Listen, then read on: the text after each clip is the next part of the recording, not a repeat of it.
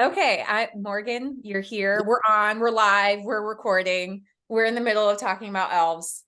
Yes. I think I'm gonna have this run like the week of Christmas, actually. So Oh, so okay, your elf great. decorated, Yes, the your elf house. is ambitious.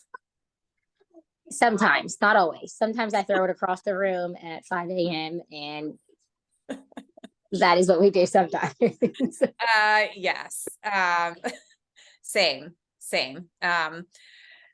In a flurry to remember. It's tricky. Okay, we don't want to say too much. You're so funny. Okay, so I am here with Morgan Howe. She's one of my lovely, beautiful athletes, and she's the one. The concept for the podcast is your brainchild. Oh, well, use your idea too. We were just thinking the same thing. Well, yeah, but you like I don't know. So my idea was to feature kind of just everyday mother runners. Oh, Not all the pro athletes, like they're interesting too, but just inside the lives of the real people. And I love that, Morgan, you're I'm acting, you listening. look like you're doing charades. Well, I'm trying to get Luke to stop crying because Oh, it's he can okay. be here Sorry. with us. Hi, Luke. He has red hair just like Eleanor. Yes, redhead. I feel a kinship with redheads. Yes, I know. Okay, just a few minutes. I Sorry. weird out a whole bunch of people. Anytime I see somebody with red hair, I'm like, oh, God, I feel a I, connection. yes, sorry. I'm just moving around trying to get away from the noise.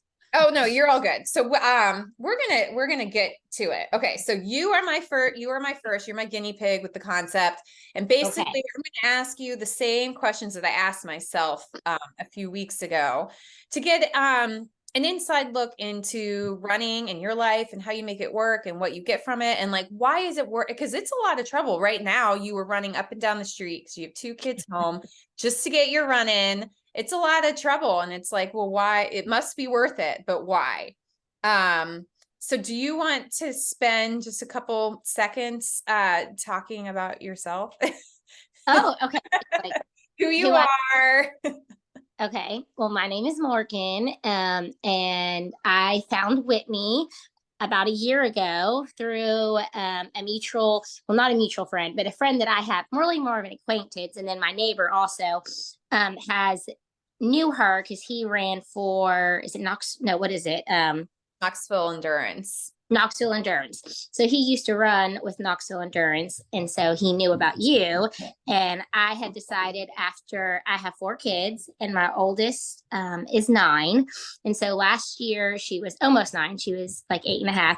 And I decided for the first time since having kids that I would really try to like put some effort into running again, because the past 9 years have really, or at that time it was 8 years, was really just getting the runs in, casual, do it when you can, not like a plan or a schedule. And so they recommended Whitney. And that's how I found Whitney. But I don't know anything else about myself. Well, you were a teacher and now you are mom extraordinaire of 4 young kids, and you do such an amazing job of balancing everything of being a mom, but then just everything life throws at you. And yet you remember the little people like me, like you Oh, sent me this, she sent me a Yeti with the Mother Runner logo on it. And I'm like, how in the world does she even have the time to think about this, let alone do it? Just, it totally like brightens my month. oh well, I'm I glad. think Well, you're amazing.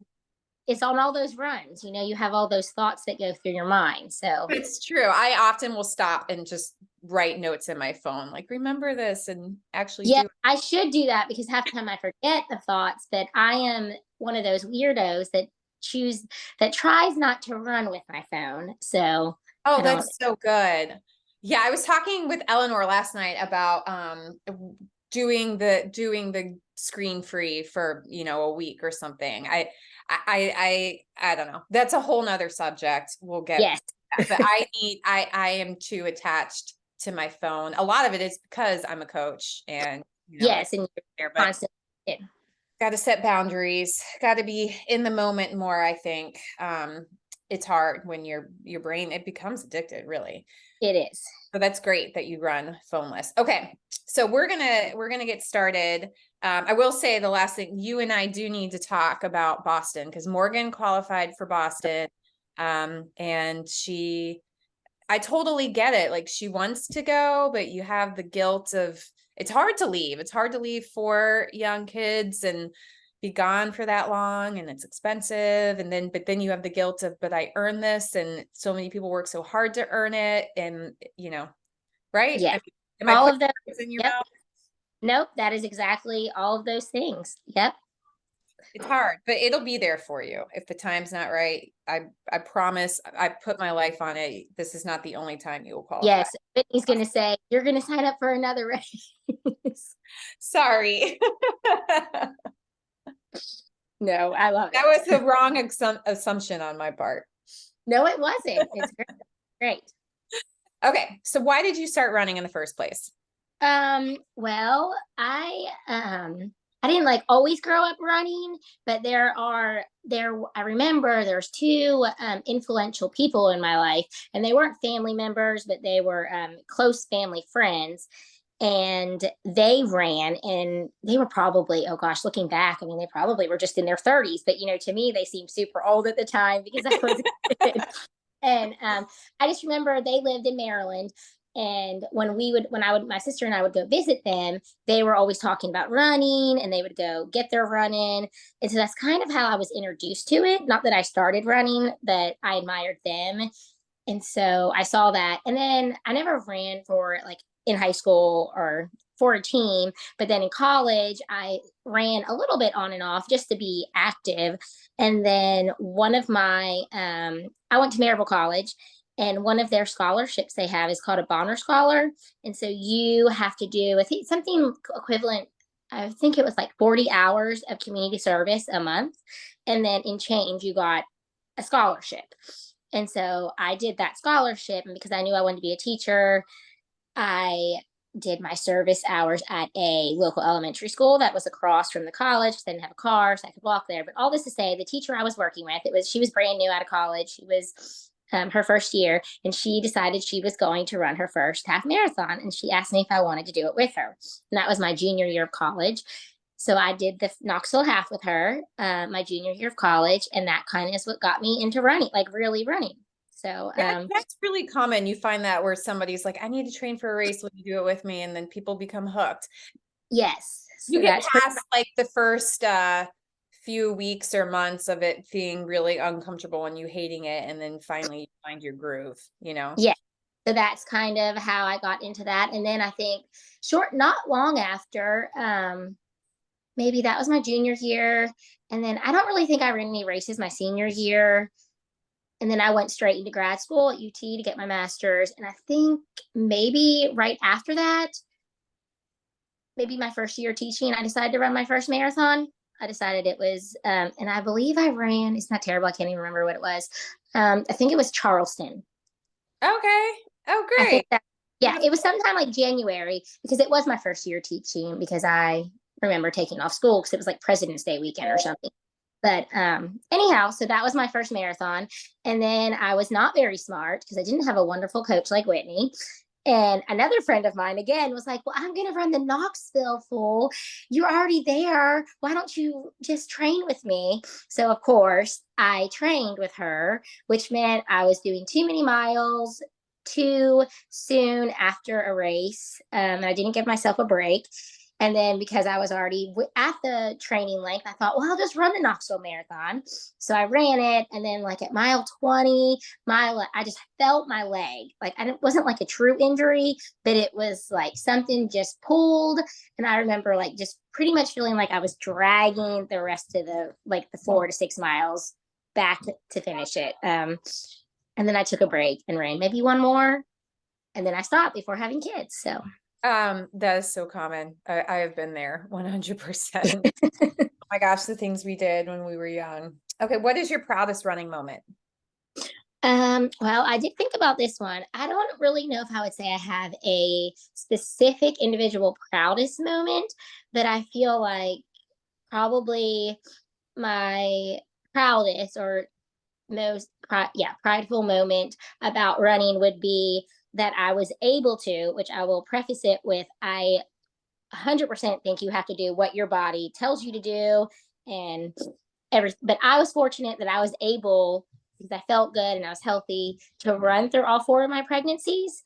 And I mean, I guess so that was probably not a specific moment, but that's probably the proudest thing associated with running, because I think it's so easy to give up when you're pregnant and you're tired. And I mean, you are so slow towards the end and you're like, why am I even doing it? But it's more of a mental thing. And I think it shows you and yourself that you can do hard things. And so that I'm sure Yeah. everyone in my neighborhood thought I was crazy as a 40-week pregnant person. I didn't run. I mean, I ran 40 miles a week, so 5 miles every day, 10 miles every Saturday. So I was pretty strategic with that and Oh my scheduled. goodness. Yeah. I was able to do that with all 4 kids. And so, I ran 10 miles every day, the day before all of them were born. So, Oh my goodness. I did not know that about you. That's well, incredible. but again, it was just, I felt good. And I know there were a lot of critical people, especially with my first, that'd be like, why is she running? That's so unsafe. And I always just went back to, well, my doctor said that if I ran before, and as long as I feel good, that I can keep doing it. And I kind of You're a always good thought with doctor. yes. And I always thought with my first that I would get to a point, because, you've never been pregnant before. So I thought there's going to be a day that I just can't do this anymore. But there never was. So then I did it with one. I was kind of like, I can do it with all the rest. Right. Yeah, that did help. I mean, obviously things change and every pregnancy is different. They I had to stop soon. I ran all the way up until Eleanor was born, but Cal, I had to stop You because had to stop. yeah, I had back pain. I think gosh, I don't even remember. Okay, so Yeah. what are some tips that you have for fitting your runs in? Because I was gonna say, what's your routine like? But judging by, your final surge notifications, you you got to get it in where you can. So what tips do you have? Yes. Yes, I'm not. I wish I could be, because I am pretty like OCD and scheduled in all the other areas of my life. And I really wish I could be that with running. And I attempt to do that. But at the end of the day, it just doesn't usually happen consistently for one reason or another. So my tips are that, I mean, if it's important to you, then you just make it work. So if that means that, it's 9 o'clock after you get the kids in bed and you're like, I really just need to get this run in, then just keep your shoes on and go do it. I guess like determination. I don't know if I have any like really great tips other than if the will is there and you're determined, you just kind of find time, right? Kind of one of Right. my pet peeves is when people kind of say, I don't have time for this. And I'm always like, well, actually, you do. You have time for anything that's important to you, right? We make time for the things that are important to us. So running is important to me. So I make time for it, be that I can squeeze it in at 5 or I can squeeze it in sometimes at 9:30 at night. Oh, Or I totally agree with you. Yeah. right, or sometimes it's like you said, my husband's out of town and I don't have a treadmill and it's 23 degrees outside. So it's far too cold for my boys to sit in a stroller. So I have like in front of my street, I just run up and down the hill several times to get my run in. And that's just is what it is. Yeah, and yes, that's what we have to do. I have very attached kids, so I've never been able to do that. But Yes. you make it work, like you said, like you figure it out. Yeah, one of my pet peeves is when people are like, "Oh, I wish I had the time to run." And I'm like, "But yeah, you could, obviously, to Yeah. different degrees, but so that Yeah. So your kids wouldn't let you run up and down the street. yeah, That yes. would not. Now, in the No, nice warm weather, they can sit on the driveway. I mean, they can see me the whole time. It's like a tenth of right. a Oh mile. yeah. It's like a tenth of a mile from, sorry, I should have said that because people are probably like, she's running around her neighborhood and her kids are at home. No, that's not the case. It's No, but people literally do like that. right. I literally like my house sits like kind of down below and it's like 0.10 to the top of the hill that it's a stop sign and I can see my house 100% the entire way. And I just run up and down that several times. So Oh yeah. No, I've done with other mother runners, like her kids will play, their kids will play at the playground and we'll run around yeah, the playground. run there. Okay, Okay. just a minute. Yeah, we're almost done. No, Um, Keys? Okay, I'll get you the keys in a minute. Okay. All right. Continue on, Whitney. He's okay. Yeah, no, we're almost done. What would you say is the hardest part of running as a mom? Probably, as I'm sure we all feel, is mom guilt, right? Like that you're taking the time to go do something for yourself. Yeah, I agree. And okay, Lucy, I don't know what key you want. Sorry. But yes, the guilt of doing it, and then kind of like we just talked about, trying to find the time to run sometimes as a mom is pretty difficult. So The Mother Runners was very much built on my feeling of mom guilt. I've worked very hard to try to replace guilt with gratitude, but it's hard to do that. it is. So yes, I would say the guilt for taking time for yourself, and then also the time of trying to fit it in, I would think is the most two difficult things as being a mom and running, and still like trying to honor your passions and make time for yourself. Oh, well, that was beautifully said. Oh, well. Okay, last question. What's the best part about being a mother runner?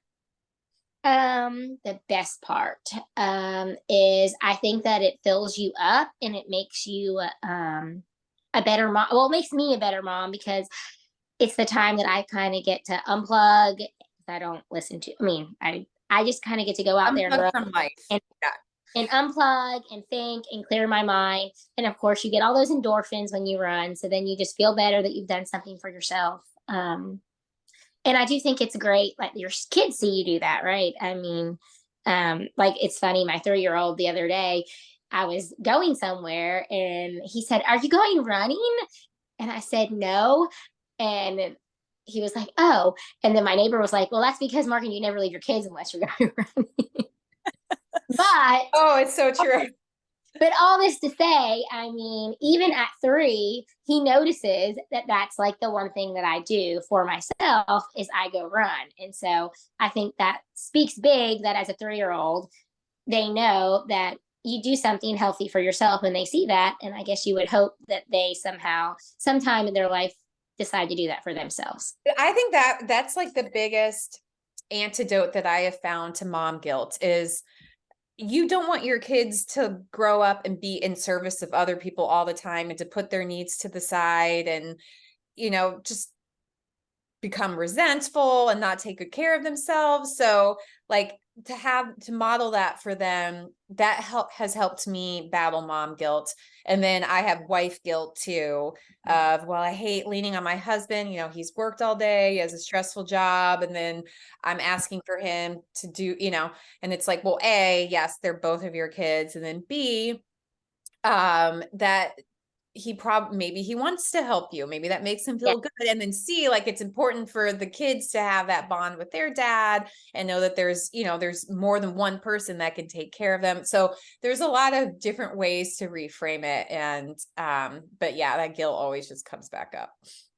Yes, I would, yes, 100%. But I think I was listening to several of your podcasts, and it goes back to kind of like, if you have accountability, either from like a coach like you, or if you meet a friend, like I have one friend that will meet me like twice a week, and that always helps, right? Like if you have someone that's meeting you, or if you have a coach such as yourself that's watching and commenting and encouraging, and flexibility. I think that's the big thing, right? We have to be flexible as moms. You're so good at being flexible. I struggle with Well, that. it's not perfect, but like I think one of your podcasts I've listened to recently said something, or maybe it was a blog, I don't know, it was one of your things. Said reading it and listening. Yes, it said something. I don't know where it was from, but you said something about it's better to, if you have 6 miles planned for that day, well, you just can't fit the 6 in that day. It's just not going to work with life. Well, it's better to go do the 3 miles than to not do any of it. To stay that's so true. Yeah. Right. I think it was something that you had posted. But it was about, you would tell your runners to be consistent, like stay consistent rather than just don't do it at all. And that's more benefit. That is very true. And yes, progress over perfection. Yes, maybe that's Yeah. So, less. I mean, yeah, it doesn't have to be perfect to be progress. Morgan, thank you so much for the time. I'm going to crack that whip. You need to go back out there on the street and run. Yes, That sounds weird. You need to go back out I on the streets. need to go finish my run because I Yes. was messed up this week. I was supposed to do this run yesterday, but I did Tuesday's run yesterday, so I'm doing today's run Tuesday and today's run. So what are Anyhow, you doing today? What are you doing today? well, today I was just going to do the easy 6 with some Okay. striders. It was supposed to be yesterday, but yesterday I That's did fine. the Okay. progression run, which was supposed to be I was supposed to do the 8 miles progression run on Tuesday, but I had to do it yesterday. Essentially, Tuesday I made a rest day, and normally that's That's Sunday. right. That was just what the cards were this week. I So just my want to make sure you weren't doing something hard today and then going to do your long going run. no, today was just an easy run. Sunday will be an easy recovery run because I took my rest day Tuesday. So Okay. I took my rest day yesterday and it's supposed to be Sunday. So it's okay. So you were flexible this week too, Whitney. yes, I was. You're right. I was. And that's hard for you. So It is good job. very hard for me. Okay. Well, this has been great. I'm so glad we were able to make it work. Thanks for being flexible with me since I had to push back our time. And I hope you have, well, I'll talk to you in the meantime, but have a wonderful holiday season. Thank you. You too, Whitney. All right. Bye. Bye.